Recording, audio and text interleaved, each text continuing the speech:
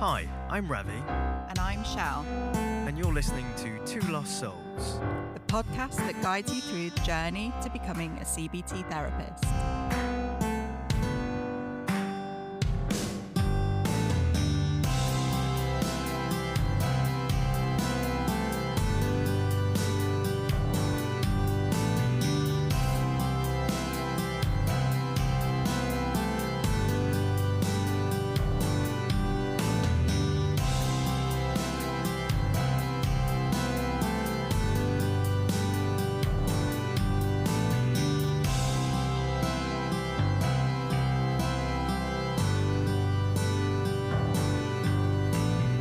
Good morning, good afternoon, good evening, whenever and wherever you are listening. Welcome to the Two Lost Souls podcast. The title of today's episode is What's Going On with the IAPT Brand Refresh? I am your host, Ravi Amrith, and in today's show we will be discussing the upcoming brand refresh and what it could mean for both you trainees out there and also in general for NHS mental health services going forward. But let me begin before we get started on that by saying that this is your podcast guide to surviving a high-intensity CBT course. We pride ourselves on creating a safe space for trainees, qualified therapists, and those who are generally curious. Honesty is our policy, and we tell it how we see it, but we'd love to hear your views too. As usual, I'm joined in the therapy room today by the superb Michelle Sudbury. How's it going, Michelle? Hello, Ravi. Not too bad. How are you? Yeah, good, thank you. How's your week going? Oh, difficult question this week. Not one of my best weeks, if I'm being honest. Quite challenging times at work at the moment. Yeah. But yeah, thanks for asking. Well, I think it's an important bit of information in itself, that, right? In terms of, particularly as therapists, sometimes people think that it's all going swimmingly, but actually a lot of the time there is a bit of an uphill battle when it comes to the work that we do, and sometimes it can feel a bit trying. How are you sort of coping with that? What are you doing to sort of get through a tough week like this? Oh, good question. I am bothering lots of people by asking them for their time and advice and opinion.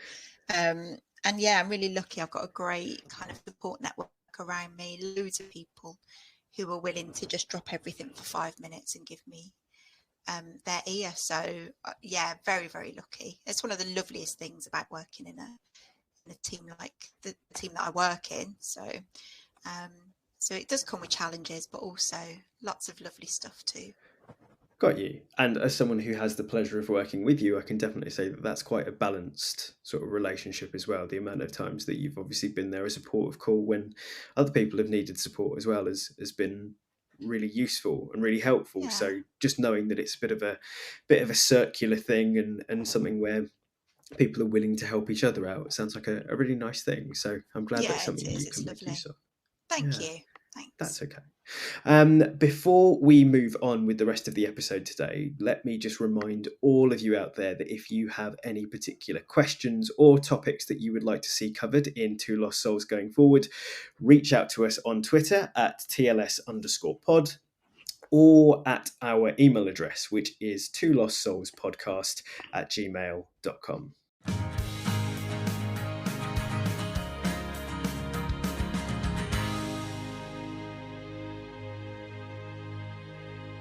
So, as I mentioned earlier on in the intro to today's episode, we will be talking about the IAPT brand refresh. Now, I will kind of get this in as a bit of a disclaimer. There will be several points throughout this podcast where a marketing intern somewhere will probably put their head in their hands because of my phraseology around this stuff. So just to make you aware that when we say rebrand, we mean brand refresh, as it has been correctly titled on the sort of publications that have come out when they've been put out by the NHS. Shell, both of us were fortunate enough to attend a webinar the other week in terms of what this rebrand will look like and the sort of background to it. So what's going on with this? What is this all about? I think ultimately, I'll be honest, it was a bit of a surprise. I hadn't heard a lot about it, which really surprised me until just a couple of weeks before the webinar went live. Mm. I think there has always fundamentally been a bit of an issue around people actually understanding what IAPT is, what it stands for, what it does. And that's from the general public to people who work within primary care and secondary care. Mm. I've spoken to doctors in surgeries before who don't know what IAPT is. And that's after it had been going for, 10, 11 years. 15 years down the line since IAPT was formed, we're still experiencing that problem. And it hasn't ever really kind of gained a strong identity, unfortunately. And I'm not really sure what that's about. I mean, it's obviously not been advertised in the way that it could have been, and promoted. Maybe it's just a bit long and cumbersome, and people don't really understand what it means. So I'm not Yeah. sure. What are your thoughts? Well, I think I agree with everything that you've said there, really. And I think just to kind of maybe hit the message home to the listener a bit and appreciate that maybe lots of our listeners are trainees, haven't maybe considered this from the sort of top-down perspective, and maybe develop a bit of an understanding of how this is impacting on a day-to-day basis. So from the sort of public facing point of view, there is the potential that it's become a bit of a barrier to access. So people don't know when they need to access an IAPT service or when they should be accessing an IAPT service. Internally, there maybe has been this lack of consistency in terms of different IAPT services will adopt different brand names in Yeah. an effort to try and get more people interested in their services in different areas. And also, there's maybe a thought that some IAPT services don't know what they're meant to be doing in terms of the client groups that they're meant to be reaching out for and the client groups they're meant to be treating as part of their service. With those in mind and thinking about this sort of brand refresh, you mentioned there that it sort of took you by surprise.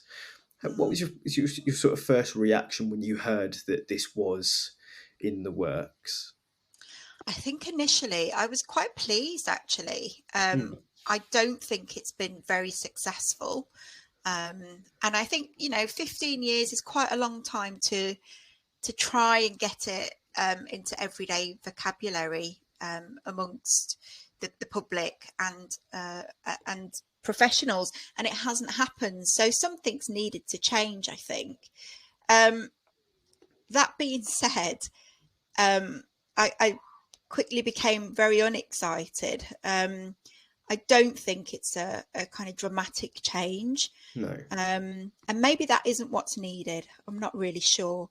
But it doesn't appear to me at this stage to have been very well publicised, promoted. It seems a bit safe. Mm. So what we've heard as part of the webinar is that we're going to have a couple of options that we can vote on and choose, neither of which are really very exciting. And not one of them isn't even a step away from the IAPT brand. So yeah, quite confused actually after all of it. Yeah. I think it's worth acknowledging as well. So again, and maybe some of this, if there are any listeners out there who did go to this particular webinar, so this was hosted by NHS Futures. There are essentially sort of three key principles or points that IAPT is really meant to deliver on in terms of delivering evidence-based therapies at an appropriate dose. And I think, that in itself is a topic that can be picked apart until the end of time in terms of whether that's actually happening or not. And I think it's going to take more than a name change to kind of really understand the workings behind that. Second sort of pillar of it is an appropriately trained and supervised workforce, which is, so all of you out there on the high intensity CBT course, this is the pillar that you're beginning to form part of now.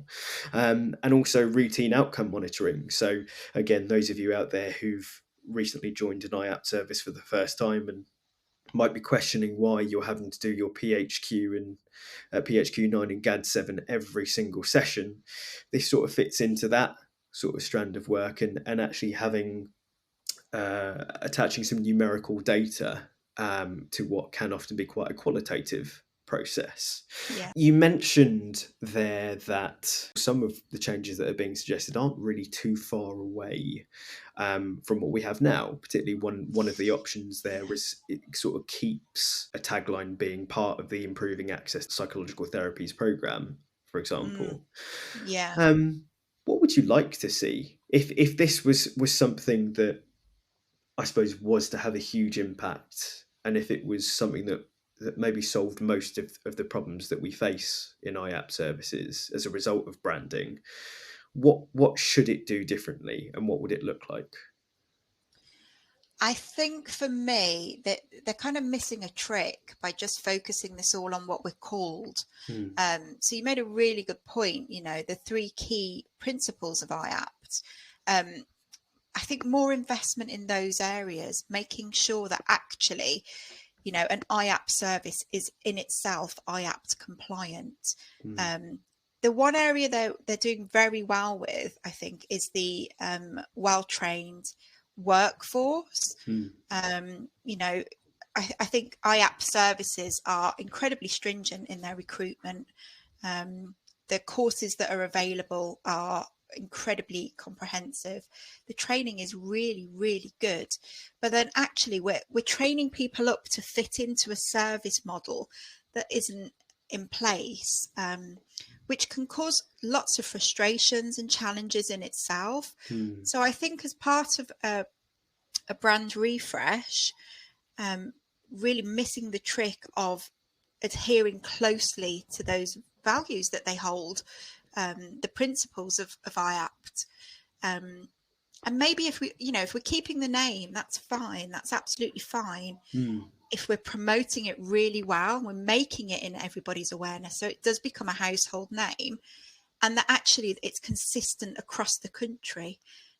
We need all IAPT services to be offering and performing at similar levels.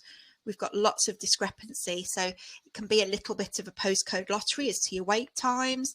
Different IAPT services will have different kind of offerings. Not all IAPT services will have exactly the same offerings. Some are really blessed with a very kind of varied workforce, and others are not.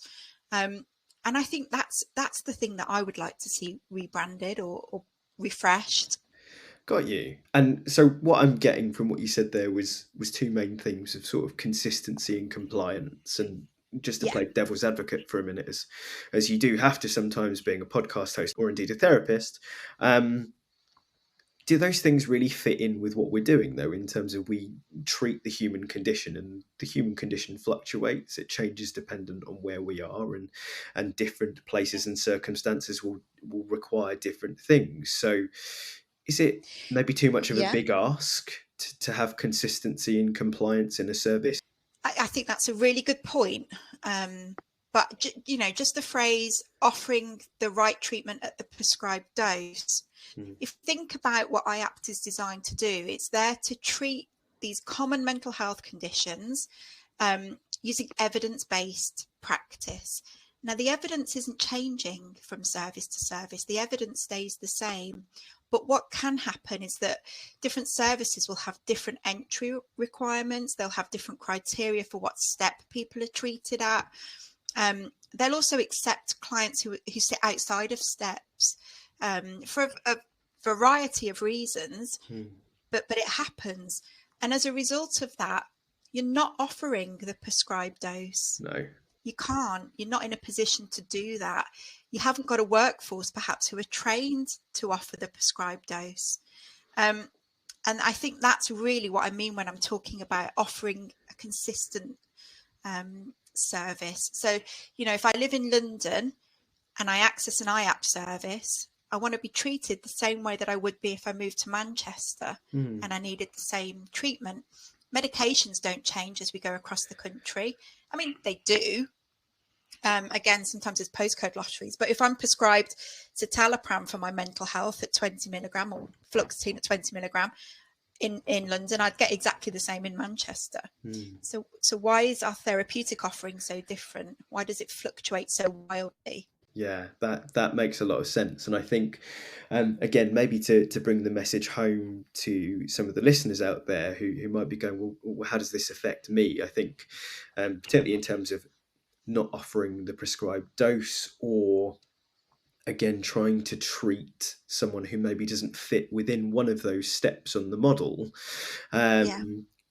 can be, and I use this phrase maybe a bit lightly, or heavy-handedly, depending on your opinion, but it can be a soul-destroying thing if you're treating someone with this evidence-based treatment that works for a multitude of conditions, and you see that it's not even being a drop in the water for what this person is presenting you with in that moment. It can actually be really difficult for you as a therapist in terms of reflecting Yeah. on your own work and your feeling about how you're doing in that particular moment. And I think the last thing people would want to do is engage in all that training and then end up potentially leaving services because they feel as though they're not effective enough. Absolutely. And, you know, we're predominantly, our podcast is for trainees, isn't it? And if you think about what we're asking people to then do when they qualify, it needs to marry up with what they've been trained to do. It's unfair, really, to ask people to step wildly outside of the IAPT training courses that they've been on to deliver something that's massively outside of IAPT kind of protocols. And services do this for a variety of reasons. You know, we've got wait lists, we've got KPIs. There are lots of reasons why we might all work in a different way and have different offerings.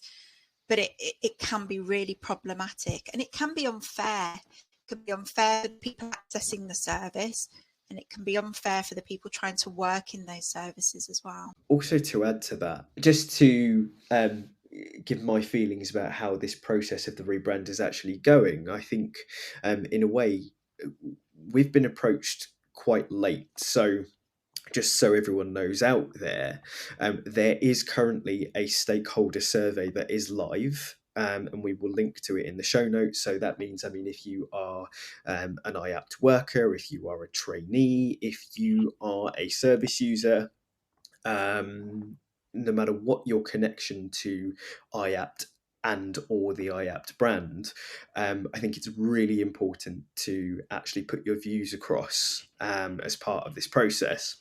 I think my only concern is that this rebrand is scheduled to start taking hold in February 2023, and we're obviously already in November 2022. And I suppose that leads me to ask the question, is this really a process that's actually genuinely a communicative and listening one? Yeah, I agree. I do feel a little bit like that as well. I think it feels a little bit rushed. And actually the opportunities that have been provided to have a say about the future of the IAPT brand, that there hasn't really been much of an opportunity, and I think that's a real shame. There's a lot of us, and we've got some really good ideas, and yeah, I do think they've maybe missed a trick there by not bringing this out maybe in the summer, giving us a little bit more time to think about it. Definitely. That being said, and just to sort of present the counterbalance to that, NHS Futures have said that they have had several different steps on the engagement process. So ministers were involved, NHS leaders. They say the IAP services and the public have been consulted as well. I will be honest, I haven't heard much about these things, but that could just be gaps in my knowledge up until this point. Obviously, differing views and various views may be out there in terms of the use of ministers' sort of engagement in the process as well. Just in terms of looking towards the future then, Shell, so acknowledging that, as we mentioned earlier, this scheduled to take hold in 2023. IAPT will be turning 15, which is an important sort of milestone for the initiative and the brand. The materials also state that this marks a bit of a bigger milestone in that this is a start of a longer journey towards reshaping IAPT services and also understanding the IAPT brand a bit more. Yes. Yeah. What do you think the future holds in relation to the IAPT sphere and the sort of stepped care model? Oh, that's a big question. I mean, ultimately, I know I've sounded quite negative on this actually, but I think ultimately this is a good step that has been taken, because we are all aware that having access to a mental health service, we do need to be promoting that in a better way, so that it is accessible to more people. So ultimately, this can only be a good thing. In terms of the future of, IAPT and where I see it going, my big dream for IAPT would be to develop the consistency I was talking about earlier. I would really like us to kind of stop, regroup, think about why IAPT was created in the first instance, look at what's working well, and then also spend some time looking at what maybe we need to change. And other than just its name, the way that services are being delivered, the way that services are being commissioned to deliver as well, I think needs to change. I would like there to be some focus going forwards as well on some of the more kind of third wave therapies within IAPT. I know that research is happening to kind of show their efficacy rates, and as an evidence-based treatment option, I would love to see that starting to be integrated into IAPT services and their provision sooner rather than later, because I think they could be of a lot of benefit to a lot of people who may not fit into more traditional cognitive behavioural therapy styles, or who may have tried it already and had unsuccessful episodes of treatment. So I think there's loads of room for growth. I would love there to be more opportunity for the people who work in IAPT to have a say about this. What's been really nice over the past 3 years since COVID, webinars have really taken off, and it has given a lot more people a lot more opportunity to have a bit of a voice. Sometimes that's via a chat box on the side of a Teams meeting, but it's there, and we've got some really, really talented people working in IAPT. We've got some amazing managers, we've got amazing clinicians, support staff, and the wider services as well, who recognise where the gaps might be. So let's listen to them and make positive changes so that we do start meeting more of the mental health needs of more of the population. Definitely. And actually, to further that point, I would be really keen for any rebranding exercise to reach out to marginalised people, recognise the diversity that's out there and the difficulty that certain marginalised groups have in terms of gaining access to mental health care, because that's still a thing and that's still out there, and actually encourage more diversity in terms of both the staff and service users that we're welcoming through the door at our services. And I completely agree with you. And to be honest, I'd probably also mention that I think greater systemic change is needed. I think the IAPT model and the IAPT initiative has done some really good things, and it doesn't exist in a bell jar. The reason I think sometimes it is what it is because it's forced to almost become a particular shape of puzzle piece to fit in with the things around it. And I think systems around it also need to change to make sure that it continues to fulfill a purpose. And I think it's also worth mentioning, I think, and to maybe put it in a bit of a crass way, that you can slap a different label on the tin, but whatever's inside the tin is still inside the tin, and sometimes it's the Yeah, ingredients that need to be looked at. Cool. I like that. Yeah, thank you. Yeah, we like a good metaphor. Love a metaphor. Love a Of metaphor. course. Shall we take a quick break? Yeah. Fantastic. Let's do that, and we will see you on the other side.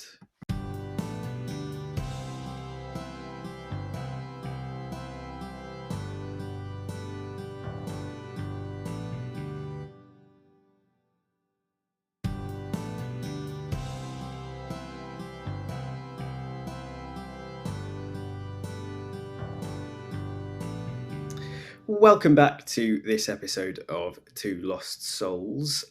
So, in the episode today, we're obviously discussing a lot about the IAPT brand refresh or the rebrand. It can't be ignored that it's a very difficult time out there. Not only for individuals, we hear a lot about the cost of living crisis, but also with the NHS and to all sorts of organisations that do the sort of work that we do. I suppose a prevailing question that we also wanted to discuss was, what are your thoughts on the timing of this?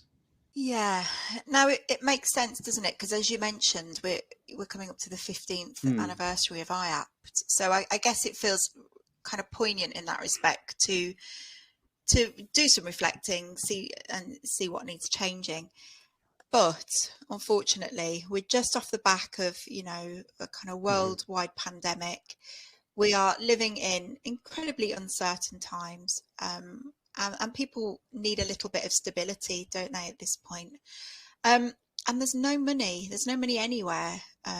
People haven't got money to, kind of feed themselves. The NHS hasn't got money to pay nurses what they deserve, etc.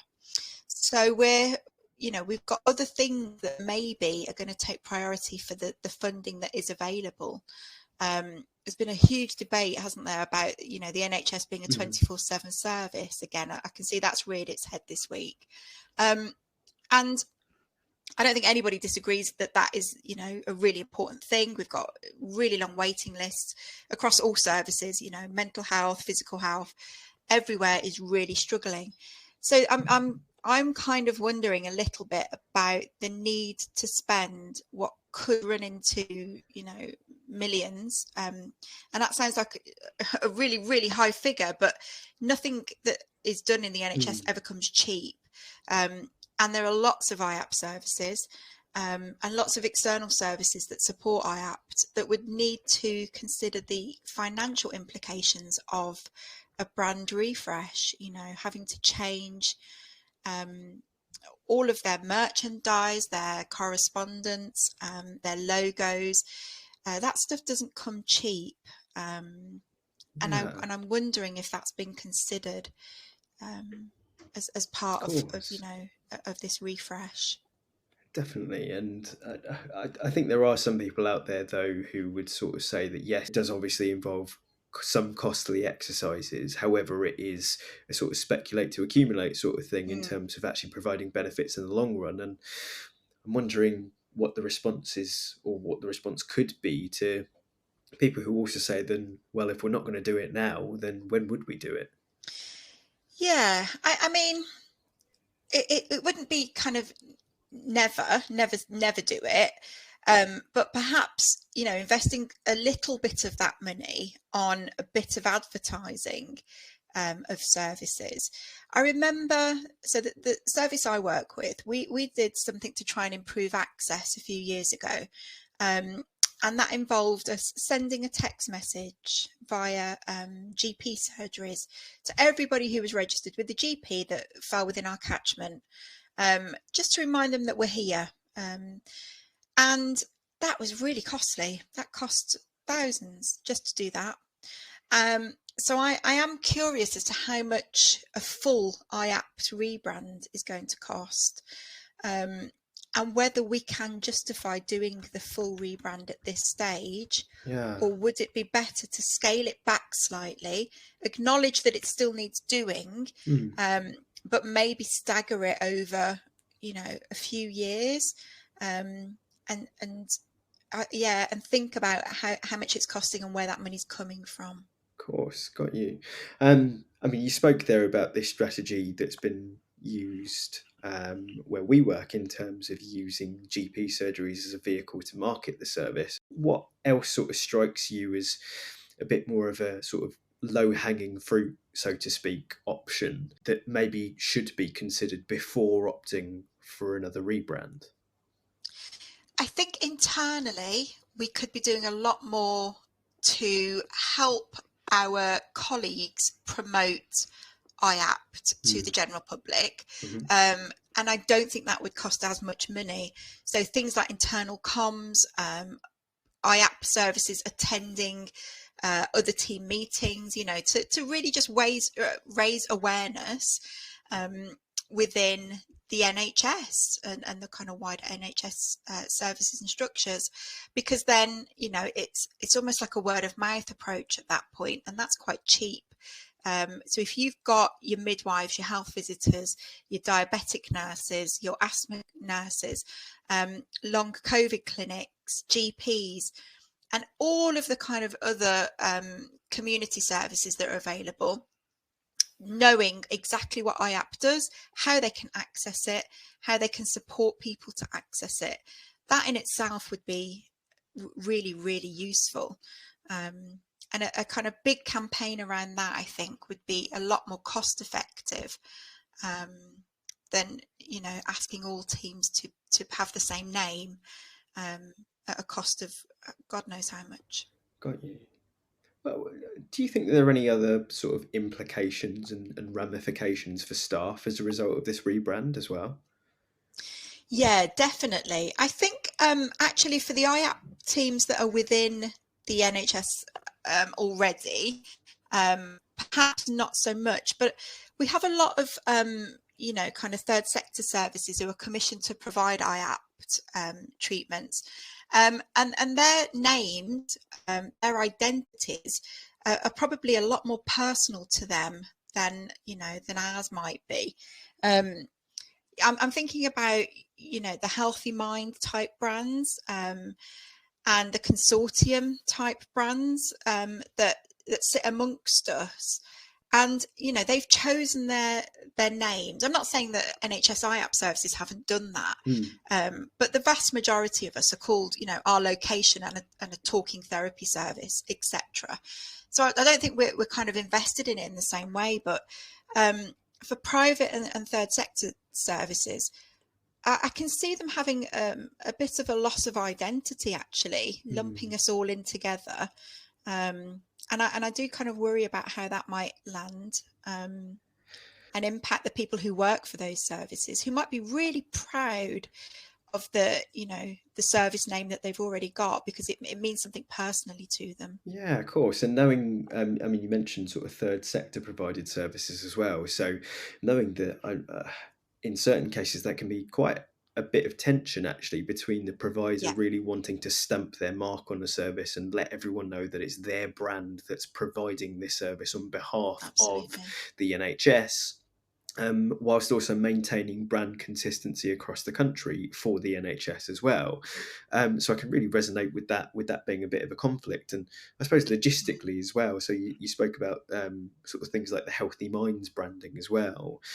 One Yeah, thing that I don't think was really answered as part of the webinar that we attended was actually how much consultation had been sought from these brands in terms of why they had chosen these names and what were yeah, the function of these names and what was useful about having that particular title on the service. What did it attract, for example, that just general talking therapies or IAPT didn't?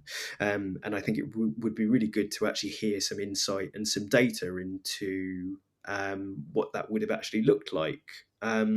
And I suppose logistically as well, knowing that there are some places in the country where there can be a bit of an overlap in terms of having two IAP services, for an example, in one particular locality, and needing to differentiate between the two so people know which door that they really should be walking into when they need help.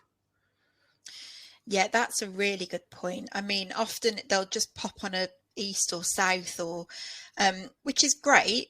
But is it like? I don't live in the area that I work, and I don't know what north of the borough is unless I go and study a map. And we're asking everybody to kind of just identify with that immediately and recognise that they fall under this one or the other one. And that's quite a big ask, isn't it?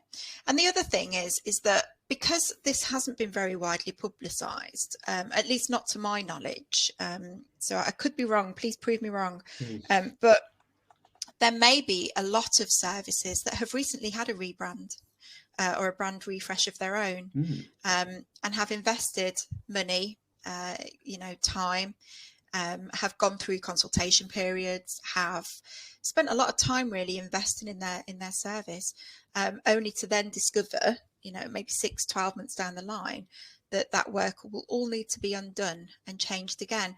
And then aren't we then at risk of, alienating and losing people, which really defeats the object of trying to improve access, of course, I think.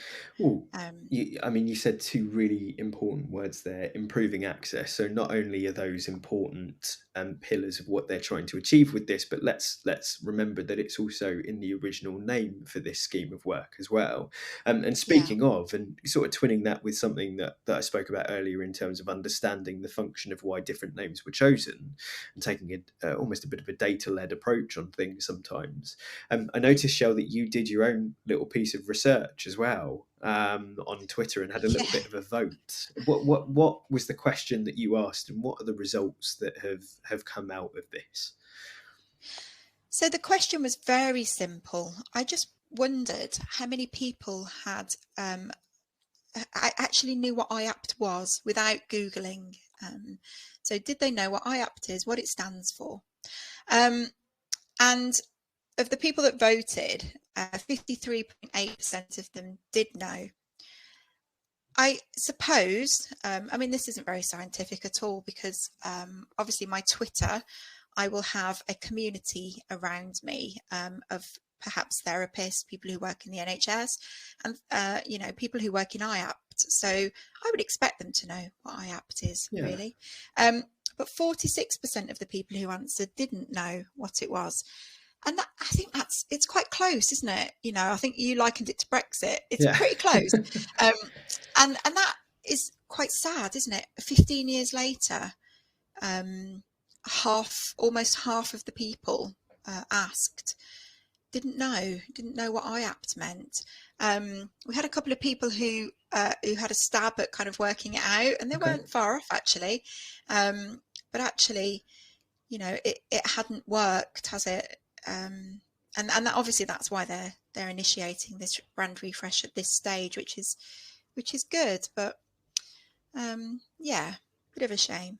But very much closer than I thought. I thought a lot more people would know what it was, to be honest. Got you. And also, again, in the spirit of bringing this back to the sort of end listener, and bearing in mind that a lot of you listening out there might be trainees, taking that piece of information into account, so 46% of people not knowing what IAPT is or what it stands for, what do trainees working with people at the moment need to bear in mind as they're practicing, or what can they take from that to almost influence their practice immediately? That again is a really good question. I don't know about you, but one of the things that I still experience, so I definitely experienced it as a trainee, but even as a qualified and doing the role that I do now, what really confuses people is what they're being offered in terms of a mental health treatment. We will often fall into being a bit jargonistic and talking about step 2, step 3, step 4, secondary care, primary care. We really need to simplify it, and I'm not saying now we need to dumb it down, absolutely not, but we need to learn, I think, how we communicate the kind of mental health support that a client is going to be accessing. How do we tell them what that looks like and where it sits within the mental health services? Right. Because the level of confusion that comes from that, I actually don't think they care all that much about, whether we're called IAPT or, talking therapies. I really don't think that's the issue. Right. What I've experienced is that clients really want to understand, where am I sitting in this system? Mm-hmm. What am I going to be offered? And what if this isn't the right place for me? Where am I going to go next? Right. And that is it. It's as simple as that.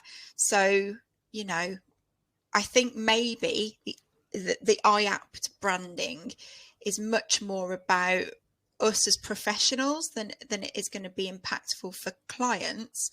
I don't know that, but I suspect that to be the case. I think actually people would rather just have a clearer pathway, so they can see what happens.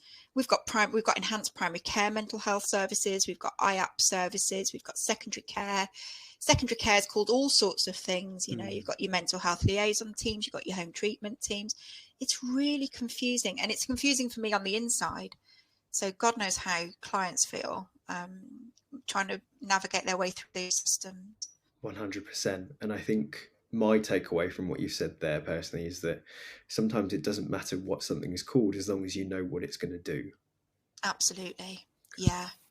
Got you. Yeah. It's like the Know Your Why video. I don't know if you've ever seen that, but it's that, if you know kind of why you're being offered something, you'll probably embrace it and go in with a little bit of passion. If we're just telling you that, you're going to have this and this is what you're being offered, but you don't know why you're being offered it, you don't know what the rationale behind that decision is, maybe you're less likely to engage, maybe you're less likely to embrace it and enter it with passion. So I don't know, maybe the way that we introduce things and explain things needs to improve rather than us focusing on what we're called. Got you. Speaking of entering things with passion, if you would like to give your thoughts on this IAPT rebrand or the brand refresh, the survey that's open to all stakeholders is open until the 16th of December. We will put a link to it in the show notes as well. Please do input your views into the survey. I think it really obviously has an impact on how you work as therapists. Even if you're not a therapist and you're someone who knows of IAPT or doesn't know of IAPT, I think it's really important that you make sure that your views are heard as well. And speaking of hearing your views, if there's anything that you would like us to cover on Two Lost Souls, give us a shout at TLS_pod on Twitter. Or alternatively, drop us a line at twolostsoulspodcast@gmail.com. And sometimes we route through both of those channels. We reach into our mailbag and we have this little segment that we like to call Socratic Questions.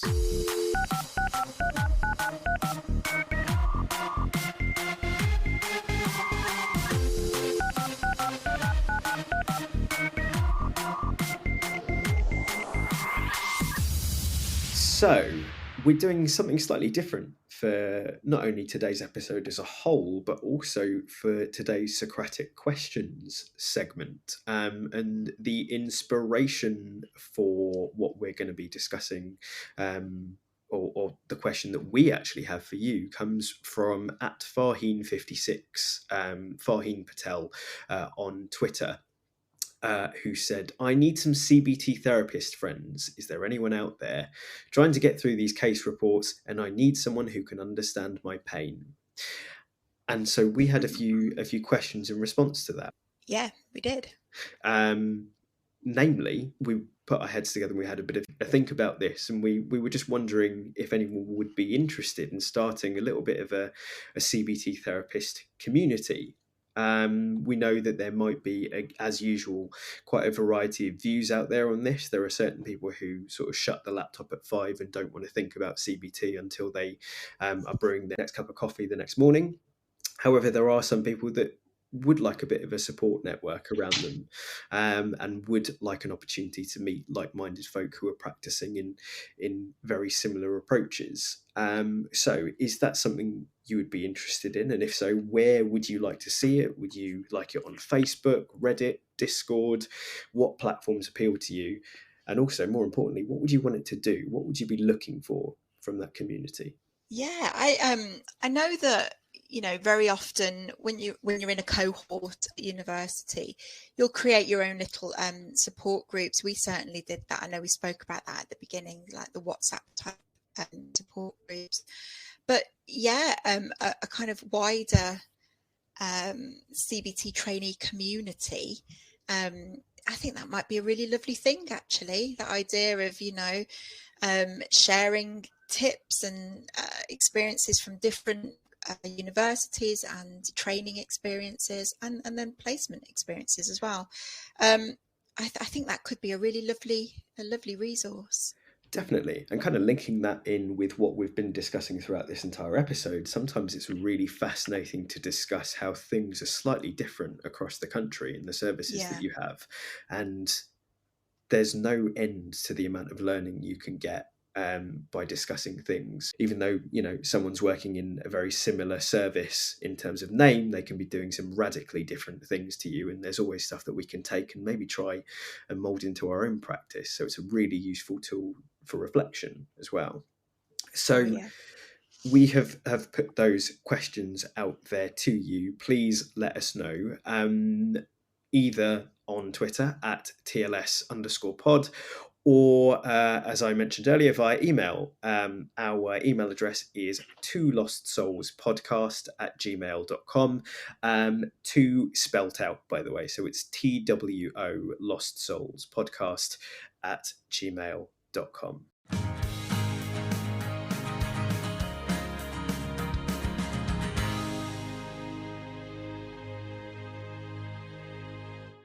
So all that's left to say is, firstly, if you've taken anything away from this episode of Two Lost Souls, please hit that subscribe button on your podcatcher of choice.